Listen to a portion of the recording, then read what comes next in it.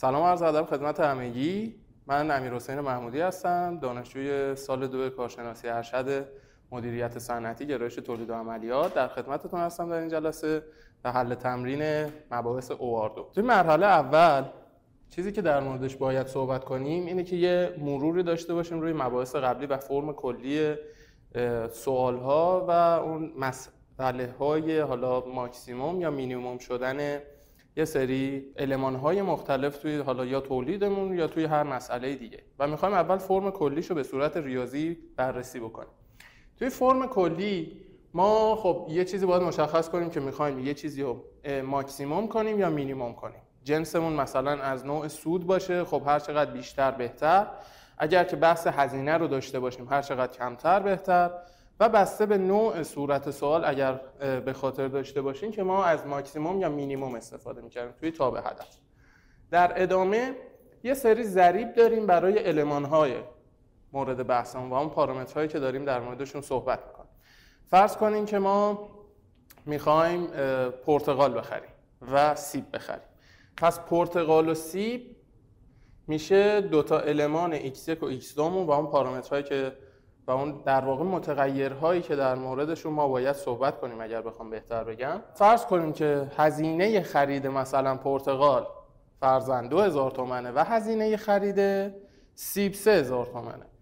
خب پس ضریبی که استفاده میکنیم در واقع همینجاست. چرا؟ چون اگر که ما بخوایم یه مسئله داشته باشیم و بخوایم هزینه رو توی این خریدمون کم کنیم، چون اسمش هزینه است پس دنبال کم شدنیم، ما باید بیایم از تاب هدفی که با مینیمم شروع بشه استفاده بکنیم. 2x1 که میشه ضریب مربوط به سیب، نه ضریب مربوط به پرتقال، آره اشتباه نکنیم، و بعد 3x2 که مربوط میشه به سیب. پس الان در واقع چیزی که اینجا معنی میده میگه که هزینه خرید سیب و پرتقالمون به ازای هر کیلویی که باید مشخص بشه برای این دوتا متغیر، هر کیلو 2000 تومان، هر کیلو 3000 تومان و در مجموع ما میخوایم اینو مینیمومش کنیم هزینه رو. حالا یا از فروشگاه‌های مختلف میخریم یا با توجه به محدودیت‌هایی که وجود داره این اتفاق قرار بیفته. مثلا که میگیم اوکی ما یخچالمون فرضاً 7 کیلو جا داره، این میشه یه محدودیت. پس اگر بخوایم چیزی که اینجا به اسم محدودیت داشتیم که یه ضریب دوباره هر کدومش داره و یه نتیجه هم داره اینجا دخیل میشه. فرض کنید یکی از محدودیت‌هامون ظرفیت یخچالمونه.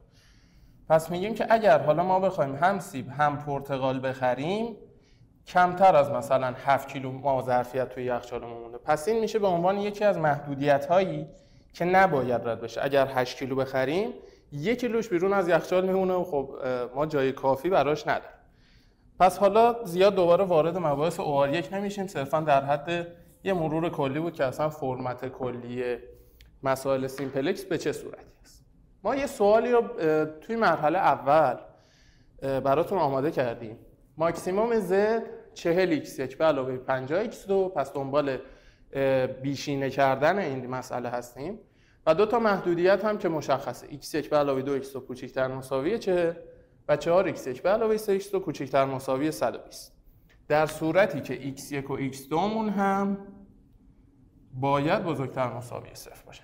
این مسئله رو ما باید در نظر بگیریم و حالا هدفمون از ابتدا و طرح کردن این مسئله چیه؟ اینه که ما بیایم با فرض این که شما سیمپلکس رو به خاطر دارید و برای این که بهتر بخواید متوجهش بشید با استفاده از فرمول‌های ریاضی که میاد از جواب نهایی صرفاً میرسه به داده‌های خود صورت مسئله میتونه برسه به جدول آخر سیمپلکس، این محاسبات رو انجام بدیم و یه راه دیگه برای پیدا کردن جواب به دست بیاریم که دیگه مثلا 4-5 تا جدول سیمپلکس نخواد بزنیم و حساب کتابای خیلی سنگین و طولانی. ما اومدیم توی این قسمت اون مسئله‌ای که طرح کرده بودیم و حالا منتقلش کردیم یه قسمت دیگه از تخته و فرمت نهایی بعد از محاسباتی که با جدول سیمپلکس داشتیم و براتون آوردیم. پس در مرحله آخر می‌بینید که هم موجه بودن هم بهینه بودن الان اینجا شروطش برای اینکه بفهمیم نتیجه داده محاسباتمون دقیقاً صفر میکنه.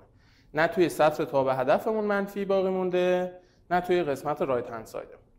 پس الان میتونیم بفهمیم که x2 و x1 دو تا مقداری هستن که مشخص شده مثلا 8 کیلو از مثلا سیب رو میخوایم، 24 کیلو از پرتقال رو فرضاً میخوایم. عدداش در اومده. پس چیزی که حالا ما بخوایم اینو تطبیق بدیم به هر کدوم از این المان‌ها رو بکشیم بیرون، ما باید اینجوری کار بکنیم که 2 تا قسمت داریم. یه سری از عناصرمون که توی صورت سوال هستن اومدن توی پایه و توی بیس ما هستن و یه سری از المان‌های دیگرمون نان بیسیکن، یعنی اصلا ما توی بیس نیاوردیمش. پس ما میتونیم اصلا همون سی که ضرایبمون هستن رو بشکنیمش. پس یه سی بی داریم، یه سی ان داریم. قسمت سمت راستمون هم که یه دونه است صرفا، یه ماتریس خیلی جمع و جور ستونی. و در ادامه خب باید ببینیم که اصلا خود این المان‌ها و اون پارامترها و متغیرها هر کدومش چجوری تفکیک میشن، که اگر بریم سراغ متغیرها، ایکس ها هم خب بعضیاشون پایه هستن، بعضیاشون غیر پایه. اگر که بخوایم الان با توجه به اینا بریم سراغ این که چجوری میتونیم اینو جدا بکنیم، باید یه رجوع بکنیم به فرمت کلی جدول. خب ما میگیم x2 و x1 اومدن توی پایه، همونجور که اینجا مشخص است توی جدول، و مقدار گرفتن. پس x بیمون، اون متغیرهایی که قراره توی تاب هدف استفاده بشن و توی پایه هم اومدن، میان توی متغیرهای بیسیک. به این صورت که الان ما x2 و x1 رو داریم. حالا توی محاسبات ممکنه که این سطر و ستون فرمتش تغییر بکنه، ولی فعلا ما داریم اینجا مجموعه رو می‌نویسیم. نگران نباشین که حالا ماتریسی هست یا نه. صرفا می‌خوایم بنویسیم چه المان‌هایی اومدن توی پایه، چه المان‌هایی توی پایه نیستن و این تفکیک رو داریم نشون میدیم. پس سطر یا ستونی بودن الان برامون مهم نیست. و الان خب میگیم که ما توی فرمت اصلی سوال فقط یه x1 و x2 داشتیم، پس چی قراره غیر پایه باشه؟ اگر که یادتون باشه ما وقتی میخواستیم این 2 تا محدودیت رو بیاریم توی حالا فرمت حلمون به صورت جدول سیمپلکس، می اومدیم یه S1 و یه S2 اضافه میکردیم و اینا رو هم دخیل میکردیم به عنوان متغیرهای کمکی. پس اگر که ما بخوایم با استفاده از این 2 تا که قراره باز بشن x1 به علاوه 2x2 به علاوه s1 مساوی 40، این به علاوه منها بودنش هم طبیعتاً باید یادتون باشه. چرا؟ چون میگه که x1 به علاوه 2x2 کمتر از 40، پس اگر بخواد برابر با 40 بشه باید یه چیزی رو بهش اضافه کنیم، پس به علاوه است. اگر تا به هدفمون بزرگتر مساوی 40 بود میگفت خب این بیشتر از 40، باید یه چیزی ازش کم بکنیم تا برسه به 40 و اون موقع میشد منفی s1 یا در واقع منفی r، به هر حالتی میشد. و اون محدودیت دوممون میشه 4x1 به علاوه 3x2 به علاوه s2 مساوی 120. s1 مربوط به محدودیت اول و s2 مربوط به محدودیت دوم. خب الان میبینیم که ما 2 تا متغیر جدید اضافه کردیم. این 2 تا متغیر جدید در واقع توی تاب هدف به خاطر این نیاوردیمشون چون که ضرایبشون صفره. پس اگر بخوایم با استفاده از این S1 و S2 اون تاب هدف رو دوباره بنویسیم، پس در واقع فرمت کلی و فرمت گسترش پیدا کرده تاب هدفمون با استفاده از متغیرهای کمکی اون هم میشه به این حالت. پس با استفاده از الان 4 تا متغیر که 2 تاش اومده پایه و 2 تا میبینید که توی جدول نهایی توی پایه نیومده، ما میایم x نان بیسیکمون هم در میاریم. پس S1 و S2 مون هم شد غیر پایه. حالا C نشون دهنده چی بود؟ C ضریب هر متغیر توی تاب هدف بود. باید برگردیم ببینیم خب چیا بیسیک شدن، بعد بیایم با همون ترتیب، یعنی ترتیبی که الان x2 و x1 اومده، پس ضریب x2 اول میاد بعد ضریب x2 بعد ضریب x1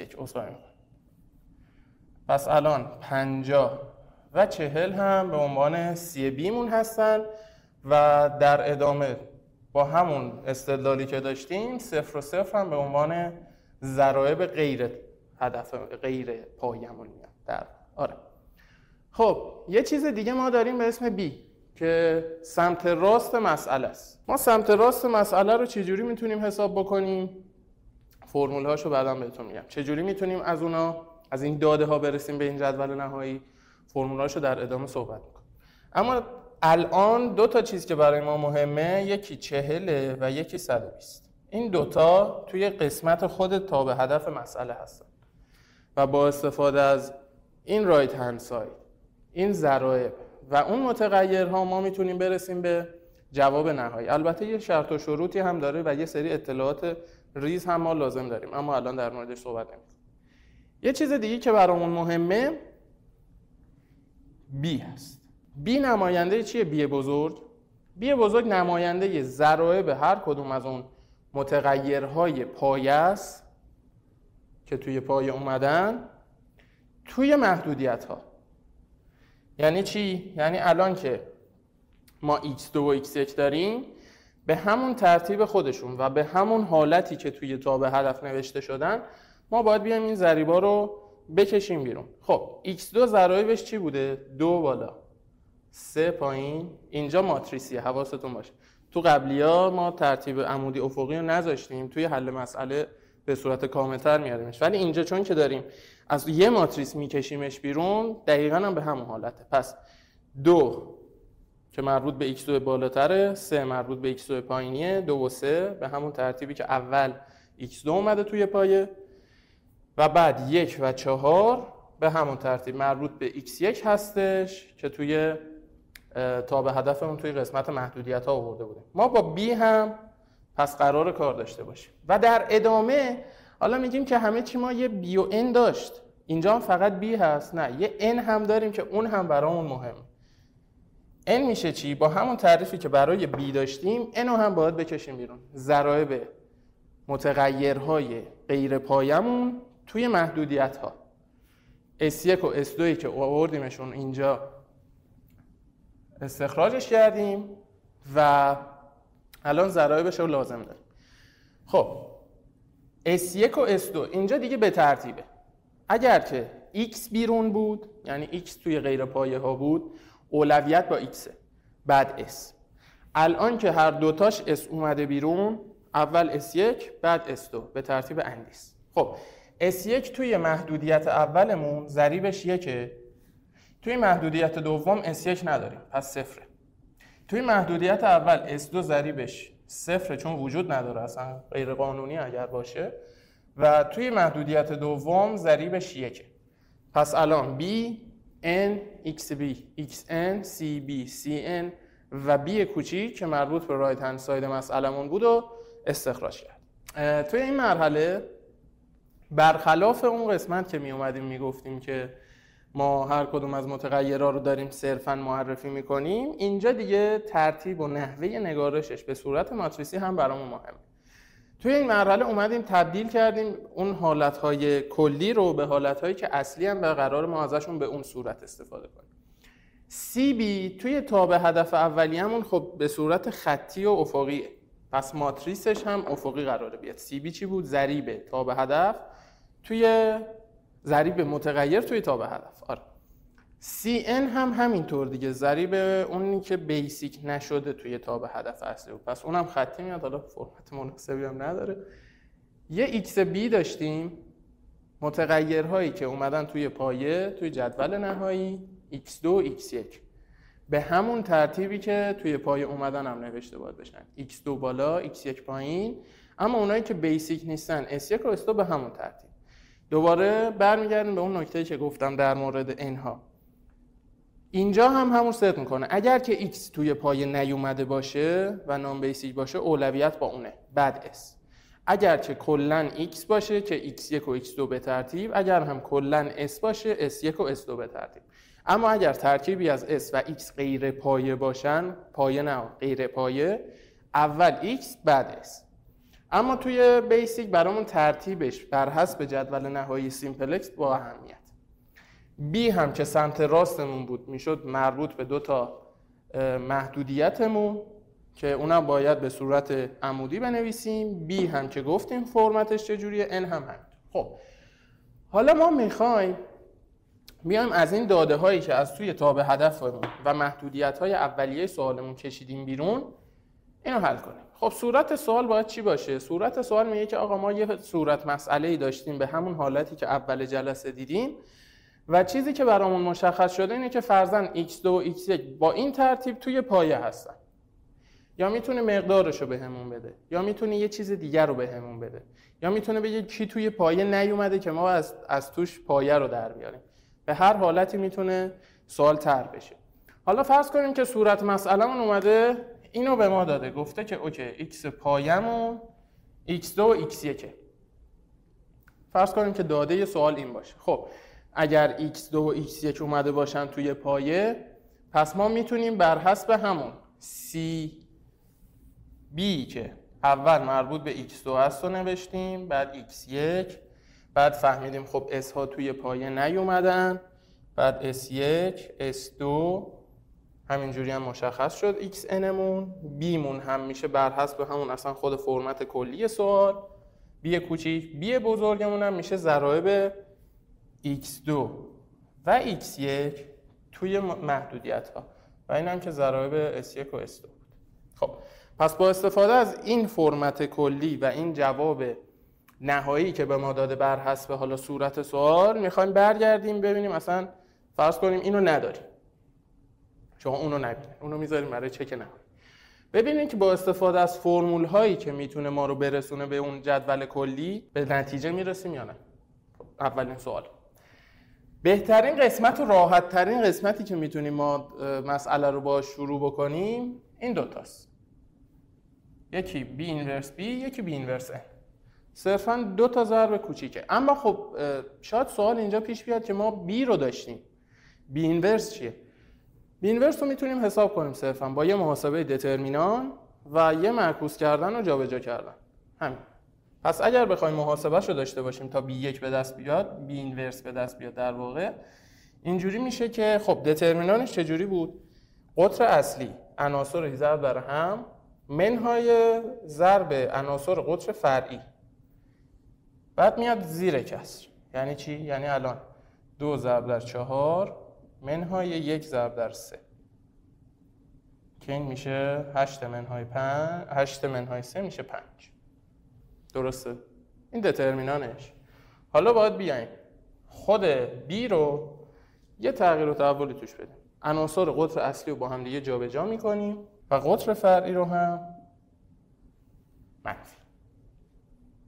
حالا میایم این 1/5 رو توی کل عناصر این ضرب میکنیم. پس میشه 4/5 منفی 3/5 منفی 1/5 و 2/5. این میشه اون بی اینورسی که قراره توی این فرمول‌ها ازش استفاده بشه. پس قدم اول محاسبه بی اینورسه. بی رو پیدا کردیم، بی اینورس رو حساب کردیم، با استفاده از بی اینورس یه دور ضرب در بی کوچیک، یه دور ضرب در n، میتونیم این دوتا قسمت جدول رو به دست بیاریم.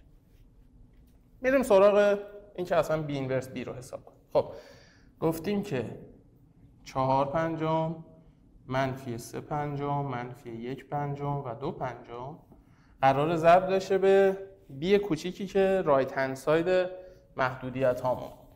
من توی هر قسمتی هر دفعه اینا رو میگم تا براتون ثبت بشه و توی ذهنتون بمونه. اینجا داشتیم 40 و 120. ضرب ماتریسی رو یه مرور میکنیم. سطر قسمت اول در ستون قسمت دوم. پس چی میشه؟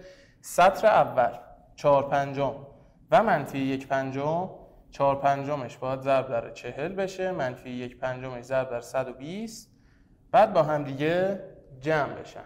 به چه صورتی جمع میشن؟ به صورت ستونی. چرا؟ چون این یه ماتریس 2x2، این یه ماتریس 2x1. وقتی این دوتا بخوان توی هم ضرب بشن، احتمالاً یادتون هست که این دوتا رو برمی‌داریم و میفهمیم که ماتریس نهاییمون باید چند در چند باشه، که اینم 2x1. دو تا سطر یه ستون، دو تا سطر دو ستون، دو تا سطر یه ستون، در نهایت این دوتا حذف بشن میشه دو تا سطر یه ستون. پس متوجه میشیم که به چه حالتی باید نوشته شه. خب اینو پاک میکنیم چون یه جمع لازم داریم و باید یکم گسترده بشه. 4/5 ضرب در 40 160/5. سادهش هم نکنیم. توصیه من، حالا در حدی نیستم بخوام توصیه‌ای هم داشته باشم، ولی اگر که با هم دیگه جمعشون نکنید یه محاسباتی احتمالاً بعداً لازم داریم. ساده بشه دوباره باید بازش کنید و محاسبات رو از اول انجام بدیم. پس 4/5 ضرب در 40 شد، منفی 1/5 هم ضرب در 120. این میشه سطر اول. دوباره به همون ترتیب حالا سطر دوم ضرب در ستون اول. اگر ستون دومی هم وجود داشت اون دیگه وضعیتش فرق می‌کنه، ولی اینجا ما فقط یه سطر بی داریم طبیعت. منفی 3/5 ضرب در 40 منفی 120/5 به علاوه 240/5. پس در نهایت با این محاسباتی که لازم داریم یه 40/5 اینجا داریم، یه 120/5. الان اینو میتونیم سادهش کنیم چون دیگه کاری ما با بی اینورس بی اینجا نداریم که این میشه به حالت 8 و طبیعتا اونم ضرب در 24. 8 و 24 حاصل بی اینورس بیمون. چک میکنیم با جدول نهایی سیمپلکس اولیه. 8 و 24. یس. به دست اومد. پس بی اینورس بیمون 8 و 24. این قسمت اول. توی قسمت بعدی ما میریم سراغ بی اینورس n. بی اینورس رو که از توی قسمت بی اینورس بی محاسبه کردیم. n چی بود؟ ضرایب متغیرهای غیر پایه توی محدودیت ها. نه اوکیه. ولش کن. همه چی بدونم. حتی همین هم بذار. آره. الان اینجا ضرب ماتریسی رو بهتر میتونیم مرور کنیم. چیزی که دوستش هم ندارین احتمال. خب nمون این بود، بی اینورسمون هم این بود. حالا دوباره سطر ستون. فرمت نهایی هم طبیعتا یه 2/2 اینجا داشتیم، یه 2/2 هم اینجا. پس این دوتا هم حذف بشه بازم 2/2 داریم، یه 2/2 هم اینجا به عنوان جواب نهایی. خب 4/5 ضرب در 1 به علاوه منفی 1/5 ضرب در 0 که میشه 0. 4/5 ضرب در 0 در منفی 1/5 ضرب در 1. منفی 3/5 ضرب در 1 به علاوه 2/5 ضرب در 0 منفی 3/5 ضرب در 0 به علاوه 2/5 ضرب در 1. پس الان مشخص شد که بی اینورس n مون هم چیه؟ 4/5 منفی 1/5 منفی 3/5 و 2/5. برمیگردیم توی جدول اولیه میبینیم که اوکی 4/5 درسته، منفی 1/5 درسته، این صفره. صفر منهای 1/5 همین، حالا صفر رو برداریم. اینم صفر رو برداریم. منفی 3/5 و 2/5. پس بی اینورس n مون هم با استفاده از فرمول ها و محاسباتی که لازم هست به دست اومد. همین که میبینید داره المان های مختلف جدولمون با هم دیگه یک راستا میشه، الان میفهمیم که خب فرمولا کارش درسته. یه سری نکته هم هست که حالا در ادامه بهتون بعد از حل این سوال میگم، اونا میتونه مهم باشه و یکم ذهنیتتون رو بهبود میده. اینکه صرفاً قرار نیست که مثلا محاسبه این فقط اونجا بیاد یا فقط این ور بیاد توی این قسمت ها بهتون میگم، چون که ممکنه پایه و غیر پایه وضعیتشون متفاوت شه. خب اولین نکته‌ای که قراره در موردش صحبت بکنیم جدا از محاسباتی که داشتیم چیه؟ اینه که اگر یه نفرتون، حتی یه نفرتون هم دقت کرده باشه، میدونه که این بی اینورس بود که ما حساب کردیم و خب این بی اینورس دقیقاً به عینه اومده خودش توی جدول نشسته به عنوان به عنوان بی اینورس n. آره. به عنوان بی اینورس n نشسته. خب میگیم که چه فرقی کرد؟ یعنی همیشه قراری که بی اینورس با بی اینورس n یکی بشه؟ نه. چرا همچین اتفاقی افتاد؟ دوباره رجوع میکنیم به ضرب ماتریسا. ما اینجا اسم این ماتریسی که قطر اصلیش 1 و قطر فرعیش 0 رو چی میذاشتیم؟ ماتریس I. ماتریس 1 در واقع. قطر اصلی 1، قطر فرعی 0. هر ماتریسی توی این ضرب بشه نتیجهش میشه همون. پس اینجا یه فرمت کلیه. اگر که حالا فرض میکردیم که فرض کنید اصلا یه چیز جدا از سوال، فرض کنید که ماتریسمون فرضاً 2 0 3 1 بود. اون موقع خب ضرب کنید عددها متفاوت میشن با هم دیگه و قراره که چیزی که توی بی اینورس n مون میاد یه چیز متفاوت بشه. پس بسته به این که مقدار n مون به چه صورتی هست ماتریسش، ما جوابی که میذاریم توی بی اینورس n هم قراره متفاوت بشه.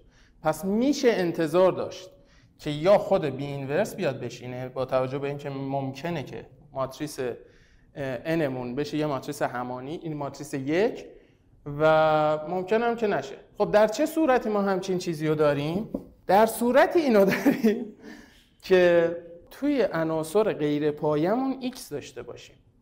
اون موقع از اعدادی که توی تابع هدف و توی محدودیت، در واقع توی محدودیت به عنوان ضریبشون استفاده کردیم، عدد بودن دیگه.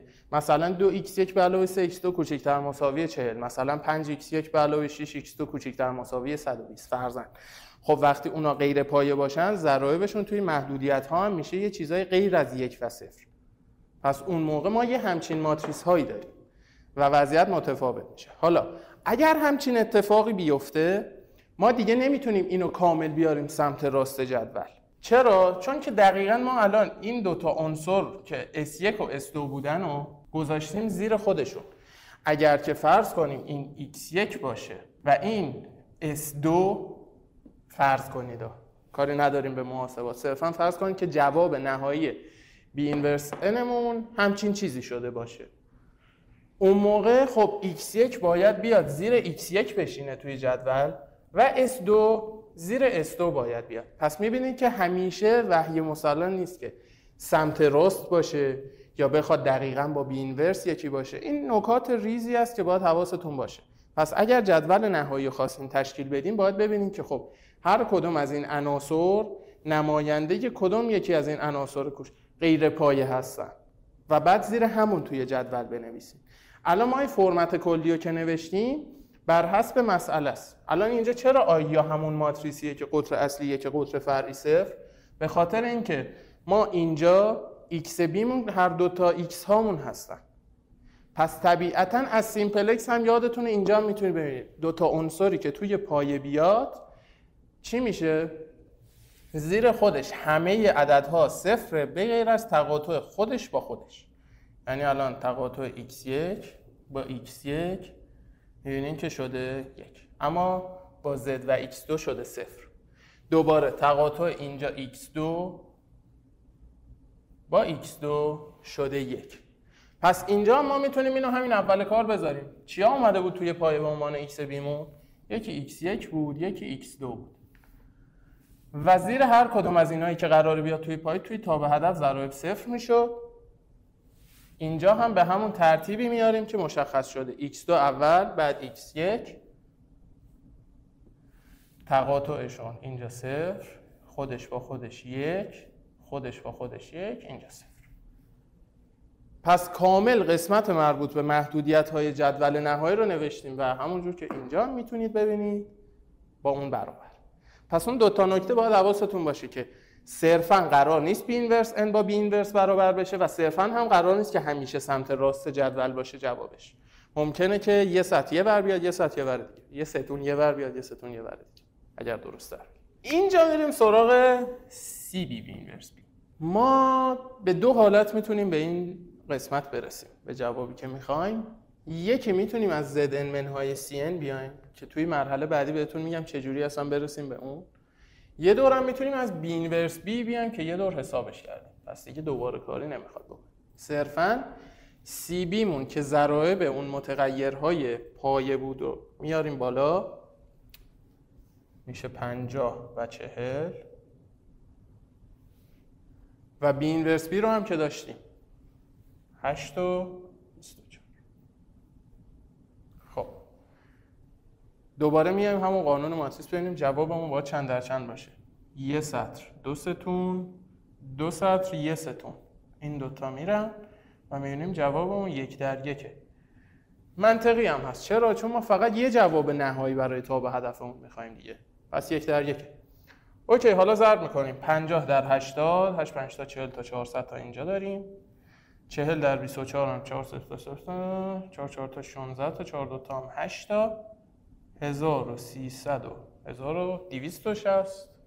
نه این 960 تا میشه. ببخشید. چرا؟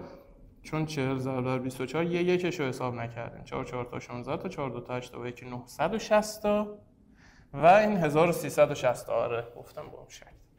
و اون 1360 تایی که توی جدول اولیه دیدیم میاد اینجا دیگه. 1360 به عنوان جواب نهاییمون استفاده میشه. حالا لازمه که ما بیایم ببینیم خب ZN چیه؟ CN چیه؟ اصلا ZN رو ما چجوری حساب بکنیم؟ ما توی اینا ZNی نداشتیم، ولی عناصر دیگه ای رو داریم که بخوایم بهش برسیم. پس Zn مون چیه؟ اینو فرض کنیم اسمشو بذاریم Zb، جوابی که با استفاده از متغیرهای توی پایه اومده.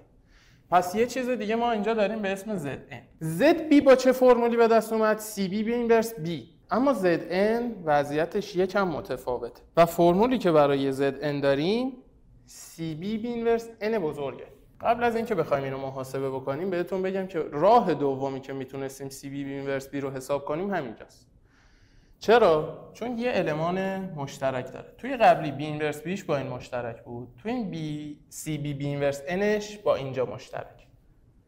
پس یا ما میتونیم اول اینو حساب کنیم، بعد از اون محاسبات Cb به اینورس b مون استفاده کنیم و ضرب در یه b کوچیکش کنیم، اون رایت هند ساید جواب زدمون به دست بیاد، یا میتونیم اصلا اینو جدا حساب کنیم. کاری نداره. زوج به زوج. بعد حالا منهای Cn هم میخواد. یه Cn هم ازش باید کم بشه. اینو اکثر بچه‌ها یادشون میره، حواستون باشه. میگن به به ببین 3 تا ضرب ماتریسی کردیم، خستمون شد، یه جواب خوشگل هم گیر آوردیم، دقیقاً هم به همون سبک و سیاقیه که باید توی جدول بیاد بشینه. و خب یادشون میره اصلا این Cn وجود داشت یا نه. همینجا خیلی الکی نمره از دست میدن. حواستون به این باشه. خب Cb چی بود؟ 50 و 40. b اینورسمون چی بود؟ 4 پنجم منفی 3 پنجم منفی 1 پنجم 2 پنجم. توی مرحله اول بیایم ضرب این دوتا رو حساب بکنیم در صورت کلی. اما اینجا یه حالت استثناء داریم برای سرعت دادن به کار. چیه اونم؟ اینه که nمون همون جور که گفته بودیم یه ماتریس آیه. ماتریس آیه هم گفتیم چی؟ هر چیزی که توش ضرب بشه میشه خودش. یا حالا میتونیم این دوتا رو تو هم ضرب کنیم بعد توی اون که میشه خودش ضرب بکنیم، یا میتونیم اصلا بیایم این تیکر رو حذف کنیم. مثلا این دوتا تو هم ضرب شدن، این دیگه حذف، صرفا فقط این دوتا هم. منطق خیلی الکی، خوشحال شدیم فقط. خب حالا 85 و 35 که اومد اگر ضرب بشه توی این ماتریس آی، 85 ضرب در 1، 35 ضرب در 0 تاثیر نداره. دوباره 85 ضرب در 0 که تاثیر نداره، 35 ضرب در 1 میشه خودش. پس جواب نهایی این قسمت گفتم یادتون نره Cn نشد کلشا. اگر که این 35 و 85 رو هم ساده کنیم این قسمت شد جوابش این. حالا منهای Cn باید بکنیم. اینجا دوباره تأثیری نداره. چرا؟ چون Cn مون ضرایب متغیرهای غیر پایه بود توی تاب هدف. غیر پایه S1 و S2 توی تاب هدف 0 و 0. منهای 0 و 0 که بخواد بشه با این شکلش میشه همون 16 و 6. 16 و 6 مقایسه بکنیم دوباره با جدول اولیه. 16 و 6. پس با استفاده از صرفاً فرمول و دونستن این که توی پایمون x2 و x1 اومدن به چه ترتیبی تونستیم برسیم به جدول نهایی. حالا هر چقدر سرعت عملتون و ضربای ماتریسیتون و دقتتون بیشتر باشه خب سریعتر میتونیم به این جواب برسیم و راحت‌تر هم بتونیم سوال حل کنیم از 5-6 تا جدول سیمپلکسی که توی OR1 حل می‌کردین و همیشه هم ناراحت بودین که چرا این اینطوریه دیگه دور بمونید.